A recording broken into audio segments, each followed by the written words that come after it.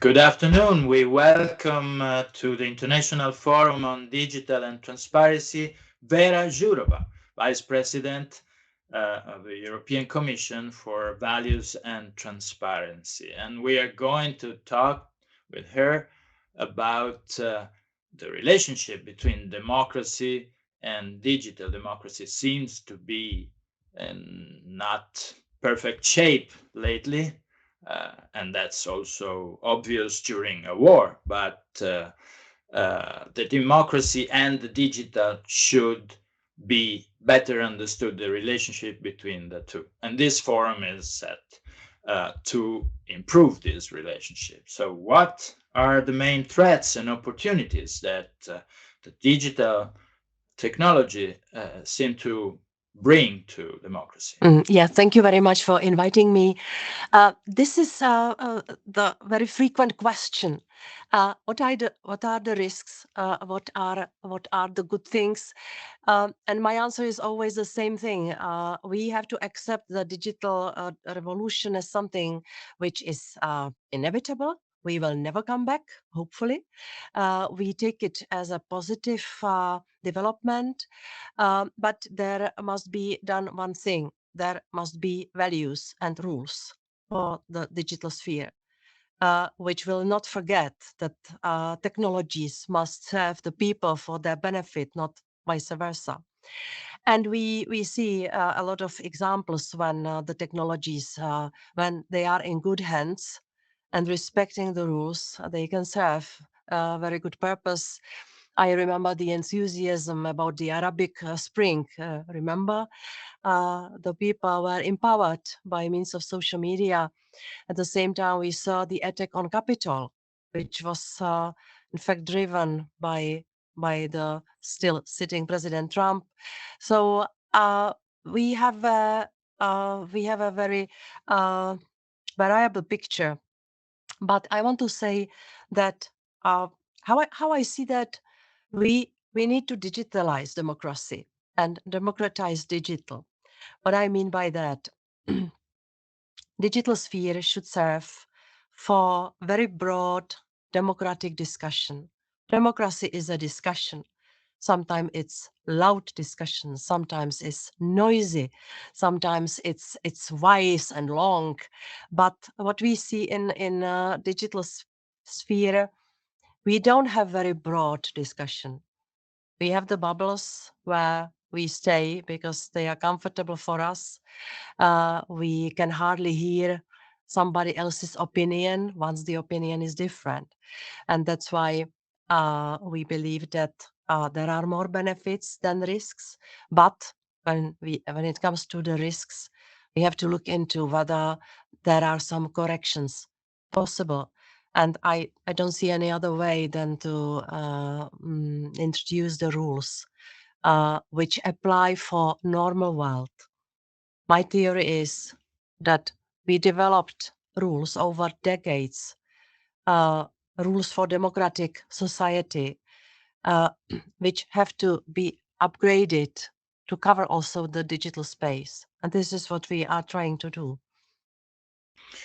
But in terms of policy and rules, Europe seemed to be leading in the world in terms of trying to put together values, as you say, and rules, and by also respecting the innovative pace of technology. Is it?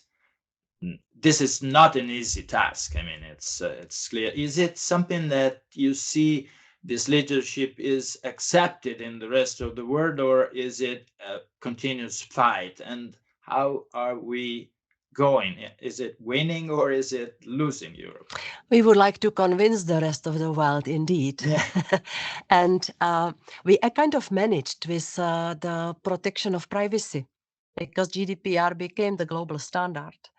And whatever we do in the sphere of digital regulation, indeed, we are doing pioneering work.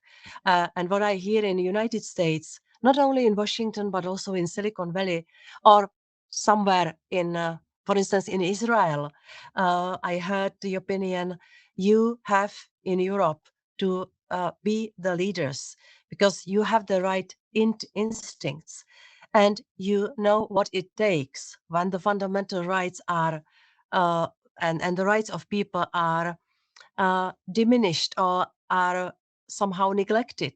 And this is at the center.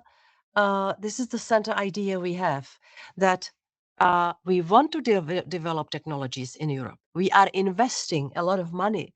We are developing strategies with the member states. But at the same time, we are introducing the rules which say people first. And no technology should have the power to roll over the rights of the individual people. And I think that this, if you allow me to say, philosophical approach, or the approach which is stemming from long-lasting tradition, which we have in Europe, that we respect the fundamental rights, I think that this is a good entry point for introducing the digital rules, which might work well in Europe. And when I say rules, I mean including the sanctions for breaches. Nothing innocent or declaratory, but real rules, which might also be used as inspiration in a democratic world. I am not naive. I don't think that China will follow us, because for Chinese politicians, and I spoke to them, the digital technologies are a very welcomed and comfortable tool to keep the society under control. We go totally in different direction. We want to have full control over the technologies for individual people, and even for those who are not technologically very savvy.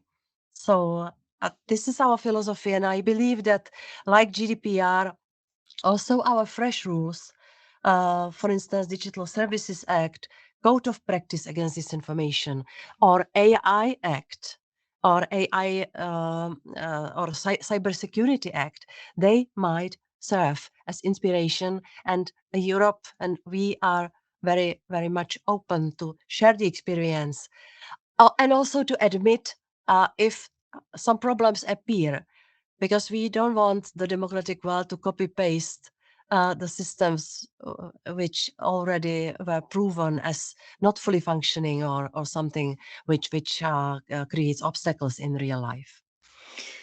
And yeah, there is of course a difference between Europe, the West, and China, but in the West there is a sort of conflict in terms of relationship between the European Commission, Europe, and platforms that didn't seem to cooperate too much until now. They seemed to be willing to not to be fast enough in accepting the inspiration from the Commission.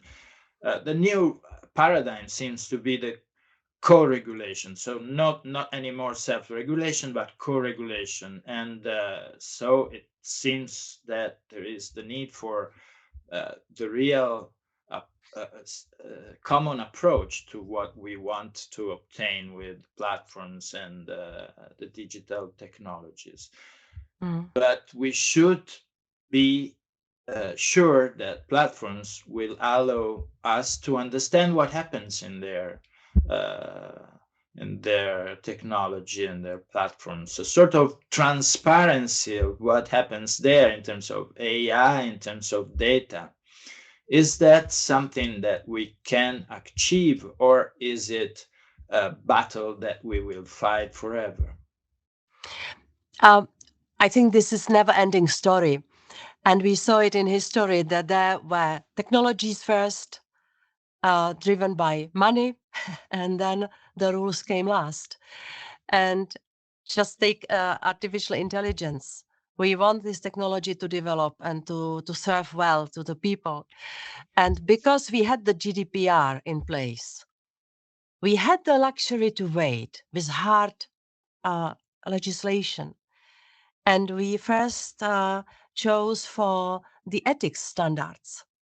If you remember, it was 2018 or something like that, and it was the concept which I supported very much. That let's let it settle down. Let's let it develop, and in some reasonable time we will come with hopefully reasonable rules which will address the risks, the known and predictable risks.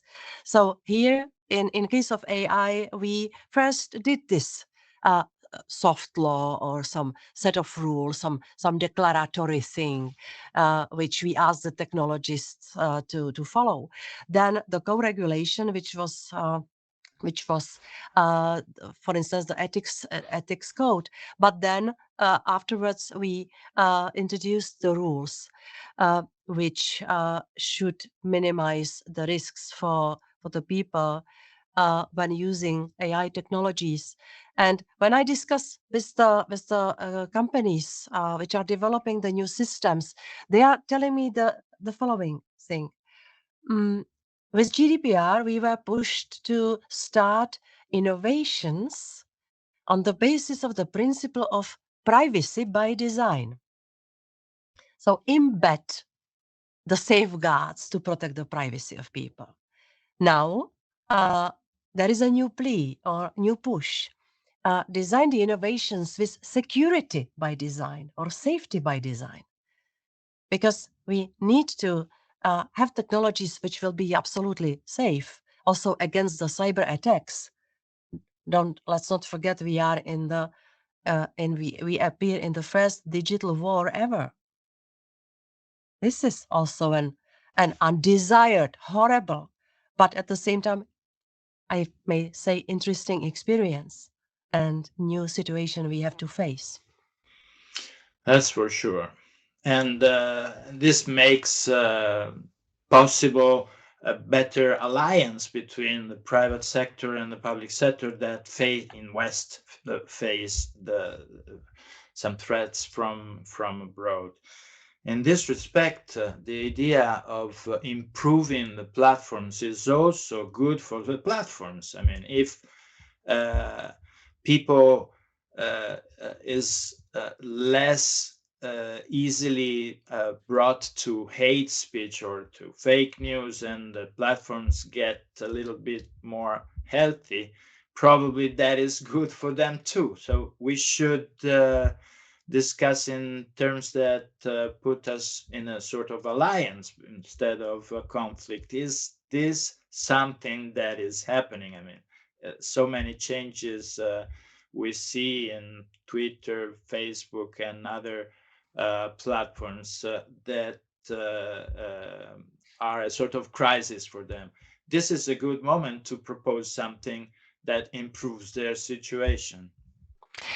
Yes, indeed, I didn't react fully on your comment about the conflict between the Commission and the platforms. I don't see this as a conflict. I think that, of course, I am the regulator, so I will always think very carefully about what I am told by the platforms, what is feasible, what is not, what is technologically possible, what is not. And here I have to say that we have good continuing dialogue with the platforms. They may not like everything which we introduce through the hard law, but at the same time, they understand very well one thing. If they are losing trust of the users, when it comes to privacy, but also safety, they will be losing money because the business model is of course based on the trust of the people. And I think that we are approaching to the times which I predicted already some years ago, and I hoped I am not too naive, that the people will be more and more demanding regarding their trust, their privacy, their security. They will more and more feel uncomfortable in the sphere where crime is dominating. And here I have in mind illegal content like hate speech or child sexual material or terrorism or extremism, political extremism. I think that also what we see is that the people maybe do not want anymore to be brainwashed by disinformation. I think that now we are in the time when we have to introduce the rules, but they cannot do the magic that we will improve so that it is a decent, fully legal space for communication, education, connection of people. There are no rules like that. The people, the users, the citizens, and I will not say consumers because I believe this is about the citizens, they have the main say in forming it works for democracy or for autocracy, which needs the crowd, easy to manipulate crowd. So I think that here we are entering into the space of for the society to be more resilient and more able to also contribute to, if I may simplify that, better internet. Yeah. And the internet, this is probably the last question, Vice President.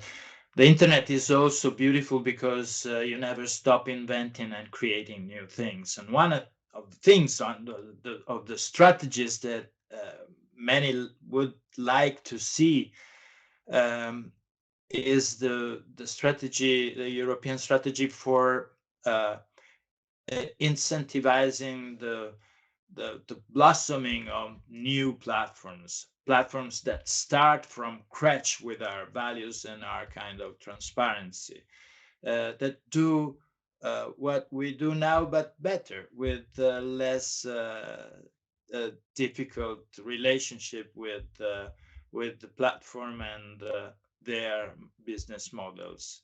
Is it possible? Well, it is not only possible, it is necessary because we do not want to see monopolies in the EU, which in fact stop or minimize the possibility for the EU companies to flourish and to develop. And when you look into the Digital Markets Act, we are introducing the rules which should enable everyone to develop the company which is focused on innovations and technologies. And not only that, first thing, of course, is to create the rules which enable or which create the level playing field on the common market. It's one thing. The other thing is to give proper incentives to those who would like to enter this territory. And as you know, we have a lot of funding in the recovery plans, where digitalization is one of the goals. And it's not only digitalization of public services or public sector. There is a lot of money to which seek to intensify the innovatory or innovations in the business world. At the same time, we know that we will need experts for the digital sphere. You said that somebody should look into the platforms, how the algorithms work. Well, we need the people who will be able to understand what's happening in it. Like we needed the experts for the data privacy, for instance, when we were introducing GDPR. So our goal is to have 20 million really peak experts for digital technologies who would work in public or private sector, but who would work in Europe. And also we want to attract the experts from outside. I don't believe that we cannot be the hub for digital innovations. We can be, but we need brains from all over the world. And the third thing, we need to have people prepared for changes. And that's why in our strategy, which is called Digital Compass, we have the goal that till 2030, we should have 80% of citizens who will be fully able to use the digital tools and the digital services for their benefit. So I don't know if I myself will belong to them. There are still 20% of people who should not get lost in the new digital world. But I believe that our strategy is bringing something which is balanced. Yes, indeed, strict rules, but at the same time, good conditions for innovations and smart and relatively quick changes of the society to prepare for the digital world. Thank you, Vice President Vera Jurová, for your intervention at the International Forum on Digital and Democracy. Your words will be discussed and we will think about them a lot during these days. Thanks again. Thank you very much, and many good regards wherever you are. Bye. Thank you. Have a good day.